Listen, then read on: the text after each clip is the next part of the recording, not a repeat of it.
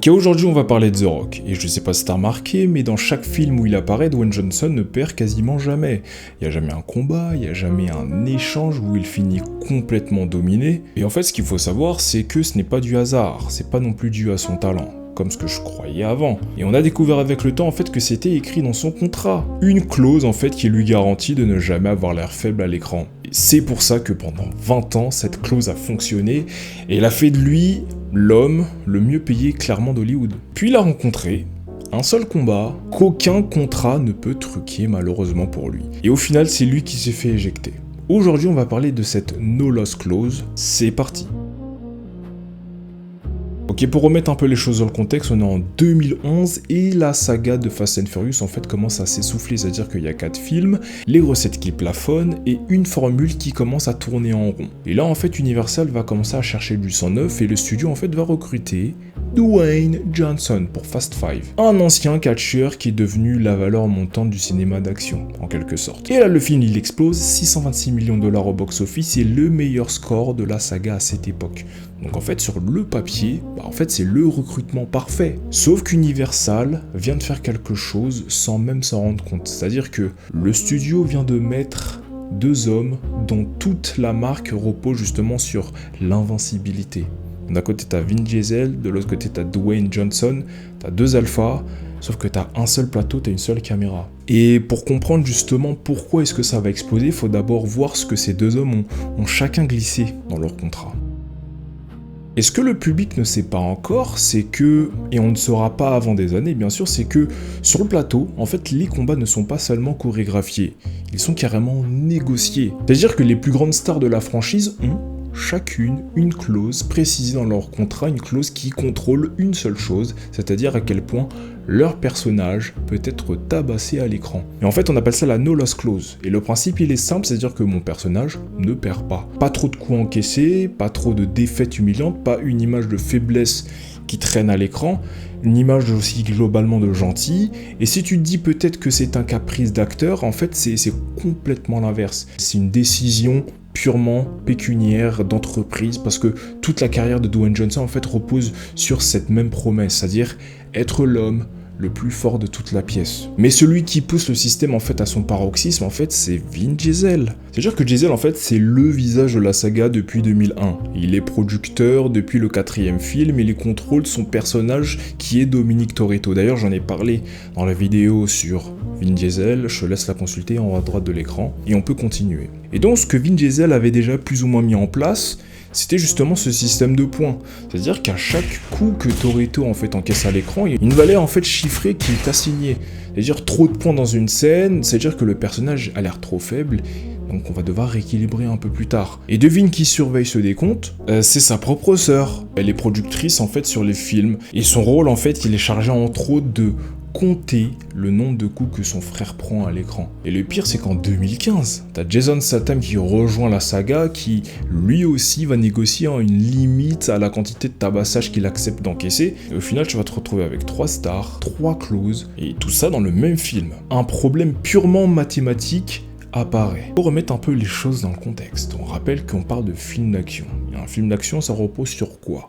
Un film d'action ça repose sur l'enjeu. Et donc en gros, le héros doit être en danger, il doit encaisser, il doit presque perdre. C'est exactement comme ça qu'on façonne, qu'on fabrique la tension. Donc ce qui fait qu'au final, un héros qui est invincible, c'est un héros qui est chiant. C'est ennuyeux, parce qu'on sait qu'il va tout le temps gagner. Maintenant, imagine une scène entre Toretto et le personnage de Dwayne Johnson. D'un côté, t'as Diesel qui peut pas perdre parce que t'as le contrat. De l'autre côté, t'as Dwayne Johnson qui ne peut pas perdre parce qu'il y a le contrat. Alors les monteurs, ils vont devoir faire des miracles. Ils équilibrent chaque coup pour qu'il y ait un 1 pour toi, 1 pour moi, et ils coupent juste avant que l'autre personnage soit clairement dominé. Et un monteur a témoigné, en disant plus tard que c'est comme ce vieux cliché où un acteur en fait réclame le plus de gros plans, sauf que cette fois-ci c'est avec des points. Et le résultat ça donne quoi? Ça donne en fait des combats sans vrai perdant, des affrontements où personne ne prend jamais l'avantage, tout simplement du spectacle sans enjeu. Et toute cette gymnastique de montage, c'était quand tout le monde s'entendait encore. Parce qu'en 2016, les égos en fait arrêtent de se contenter juste du montage et ils vont carrément sortir du plateau. Et là donc on arrive en 2016, sur le tournage du 8e film, et la tension en fait entre Dwayne Johnson et Vin Diesel en fait explose. Comme j'en ai parlé dans la vidéo sur Vin Diesel, tout ça, Dwayne Johnson qui met ce post subliminal sur Instagram pour dire comme quoi certains acteurs sont pas professionnels, ça arrive en retard, etc. Bref, à partir de ce moment-là, il y a tout qui a pété. Parce que oui, tout le monde sait de qui il parle à ce moment-là. Et le problème de ce craquage-là, c'est qu'en coulisses, ça raconte qu'ils veulent même plus tourner de scène ensemble. Et le cœur du conflit, c'est exactement ce dont on vient de parler. Qui domine à l'écran, qui a l'air le plus fort, qui respecte la clause de l'autre. Deux hommes, deux acteurs dont l'image repose sur l'invincibilité, c'est sûr que c'était matériellement intenable. Alors, Universal va devoir faire l'arbitre, ils ont dû trancher, et ils ont dû tout simplement séparer les deux stars, qui au final vont devoir littéralement construire leur film séparés chacun de leur côté. Et c'est à ce moment-là qu'on se rend compte que cette no loss clause qui était censée dans les coulisses, en backstage, etc. devient quelque chose de beaucoup plus visible. Et suivez quelques temps plus tard, en 2019, on peut considérer cette année-là comme l'année du divorce, parce qu'il y a deux événements la même année. D'abord, t'as le Wall Street Journal en fait qui va publier une enquête des monteurs et des producteurs ainsi que des chorégraphes de combat, et c'est pas joli parce que le secret, la boîte de Pandore va s'ouvrir et le secret va sortir en même temps. On va parler des clauses, on va parler du système de points, on va parler de la sœur qui compte les coups, etc. Tout va être déballé, raconté. Et ensuite, quelques semaines plus tard, t'as Hobbs & Shaw qui sort en salle. Et Hobbs & Shaw, c'est un spin-off, tout ça qui est construit autour des personnages de Dwayne Johnson, loin de Vin Diesel, et officiellement, c'est une sorte d'expansion de l'univers, tu vois. Une sorte de Fast and Furious Universe. Sauf qu'officieusement, c'est juste une solution de divorce. T'as juste deux stars qui peuvent plus se blairer, et donc on va leur donner chacun leur écran. Et devine combien rapporte ce divorce.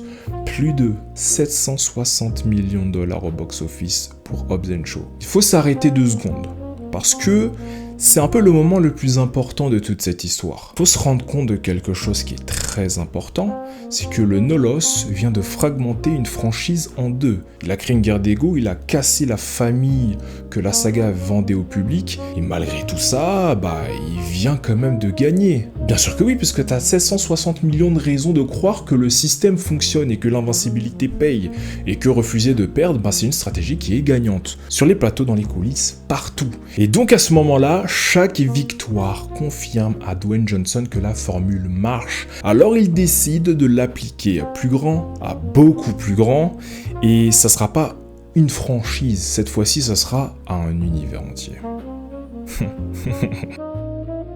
On arrive donc en novembre 2021 et Vin Diesel poste un message public à Johnson où il appelle petit frère, machin, il lui demande de revenir dans la saga pour pouvoir recréer ce truc-là de famille en hommage à Paul Walker, etc.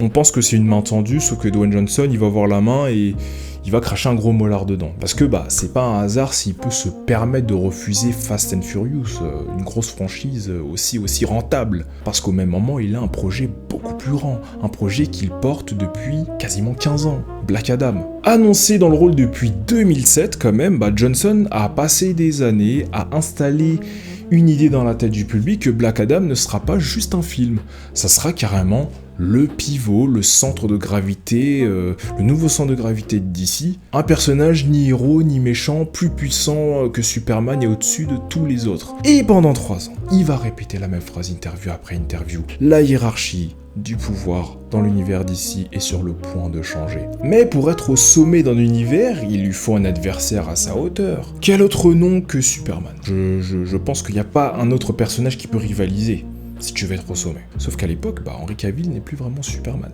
Warner, ils ont d'autres plans, ils veulent passer à autre chose, ils ont carrément des personnages qui sont en suspens depuis des années, et Dwayne Johnson, en fait, il va pas lâcher le steak. Et selon plusieurs rapports, il va carrément pousser Warner Bros. À ramener Henry Cavill spécifiquement pour une scène post-générique à la fin de Black Adam. Il y a Henry Cavill qui revient, il remet le costume, il annonce son retour au monde entier, les fans deviennent complètement fous. Parce que d'un côté, t'as Dwayne Johnson qui a son adversaire, et t'as DC qui a son retour d'événement. Mais tout ce plan repose sur un seul pari, c'est que le film réussisse. Et un film, malheureusement, c'est pas comme un combat. Tu peux pas truquer un film. Tu peux pas truquer en tout cas les résultats au box-office. Parce que dans un combat, tu peux contrôler le montage, et au box-office, en fait, il n'y a pas vraiment de monteur. Il n'y a que les tickets qui sont vendus. On est le 21 octobre 2022. Il y a Black Adam qui sort. Et le budget se situe entre 195 et 260 millions de dollars. Sans compter le marketing mondial, bien entendu. Et pour qu'un film de cette taille soit rentable, en fait, il faut générer au moins 500 millions. Devine où s'arrête Black Adam. 393. C'est-à-dire que Variety, en fait, estime la perte autour de 100 millions de dollars. Dwayne Johnson, lui, va faire ce qui est tout à fait logique. Il va commencer, en fait, à défendre le film. Dans tous les cas, c'est ce qui lui reste à faire. Il va commencer à poster les chiffres, il va commencer à comparer Black Adam au premier Captain America. Le pire, en fait, c'est qu'il va insister. Et on connaît Dwayne Johnson, il est un peu comme ça, et parfois il mitonne un peu, tu vois. The very first time that I have ever tried an In-N-Out burger. Sauf que là, il refuse la défaite, et les chiffres, ils disent complètement l'inverse. Cette fois-ci, cette clause ne tient pas. C'est une leçon qu'il faut comprendre, et je pense qu'il a appris une bonne leçon, c'est que le box-office ne lit pas vos foutus contrats. Et dans la même timeline où Dwayne Johnson essaie de défendre le film corps et âme, il se passe quelque chose du côté d'ici, c'est que on va changer de direction, totalement. Je crois que quelque chose comme 4 jours après, t'as James Gunn et t'as Peter Safran qui rentrent dans les couloirs de la Warner. Deux patrons avec une mission qui est claire, c'est tout reconstruire à zéro. Le timing, je vais te dire franchement, il est brutal, parce que Dwayne Johnson a passé 15 ans à construire son plan, il a forcé le retour de Superman, et quelques jours après, t'as l'arrivée de nouveaux décideurs. Et disons que pour la première fois, même si c'est pas vraiment de sa faute, il a pas réussi en fait à accomplir son plan de prendre le contrôle par le pouvoir de l'amitié et du grand sourire. Et donc quelques mois plus tard, The Rock va commenter sur la situation. Et il va comparer DC, à Warner, tout ça, à une équipe en fait de football américain. En disant que c'est comme si ton quarterback gagne le championnat, que ton coach aussi dans la même équipe gagne le championnat, et que l'année d'après, il y a un nouveau propriétaire, et que le nouveau propriétaire dit: je veux pas de ce coach, je veux pas de ce quarterback, et on va prendre quelqu'un d'autre. Regarde bien cette phrase. Est-ce que tu penses que le type fait son autocritique et... Pas du tout. En réalité, même dans la défaite, il se place déjà en tant que quarterback. Le problème, c'est pas le film, le problème, c'est le nouveau propriétaire. C'est un tel. C'est exactement le réflexe de cette clause-là du no-loss, c'est-à-dire que toujours faire de la réécriture. Et il y a même eu des rapports non confirmés selon lesquels l'entourage du film aurait gonflé les chiffres pour faire passer en fait Black Adam pour quelque chose de rentable. Que ça soit vrai ou faux, la seule rumeur dit quelque chose, c'est que quand ton image repose sur le fait de ne jamais perdre, malheureusement, admettre une défaite, ça devient contractuellement impossible. Sauf qu'un an plus tard, quelque chose d'inattendu va se produire et personne ne l'a vu venir. Parce qu'en fait, après Black Adam, Johnson va changer de direction. Il va tourner Smashing Machine avec le studio A24. Et pour la première fois, il accepte la défaite à l'écran. Et c'est en fait ce rôle qui lui vaut les meilleures critiques de sa carrière. Alors oui, le film perd au box-office, c'est l'un des pires démarrages de sa carrière, mais en fait, pour la première fois, on s'en fout. Parce que le personnage, en fait, ne lui demandait pas de gagner, on lui demandait juste d'être vrai. D'un côté, les chiffres ont chuté, mais de l'autre côté, le respect, il a grave monté. Et si cette histoire te rappelle quelque chose, c'est tout à fait normal, parce que ce carrefour existe avec un autre homme qui l'a connu avant lui, en 2001, Will Smith, l'acteur le plus bankable de sa génération. Independence Day, Men in Black et Bad Boys, une image contrôlée au millimètre, le héros charmant qui gagne tout le temps à la fin. Sauf que cette année-là, il tente quelque chose d'autre. En gros, un biopic de combattant exactement comme The Smashing Machine. Réalisé par Michael Mann, un rôle beaucoup plus profond, risqué, vulnérable. Au final, les critiques l'applaudissent. C'est sa première nomination aux Oscars de sa carrière et le box-office, à l'époque, sans l'inflation, 87 millions de recettes, pour un budget monté à 118 millions de dollars. Et le détail dans cette histoire qui est le plus brutal, c'est que le film, en fait, est retiré des salles 2 jours après l'annonce des nominations aux Oscars. Au final, tu te retrouves avec 2 stars au même carrefour et à chaque fois la même leçon qu'Hollywood refuse d'apprendre. C'est-à-dire que le public paye pour voir des héros invincibles, mais il ne respecte que ceux qui acceptent de tomber. Et je pense qu'à l'époque où Will Smith prend le rôle de Ali, c'est un peu trop tôt dans sa carrière et donc il n'avait pas accumulé assez de pognon. Et c'est quelque chose que je pense The Rock, actuellement, vu qu'il est au sommet en termes de rentabilité, il peut se permettre de prendre des risques. Allez, balance des films produits par un 24, balance des séries produites par Apple TV+, t'es blindé, c'est bon. Et c'est sur ces mots que je vous remercie d'avoir regardé cette vidéo. Like, abonne-toi, mets la cloche si c'est pas déjà fait, commente, dis-moi ce que tu en penses et puis on se dit à très vite, à très bientôt. Ciao.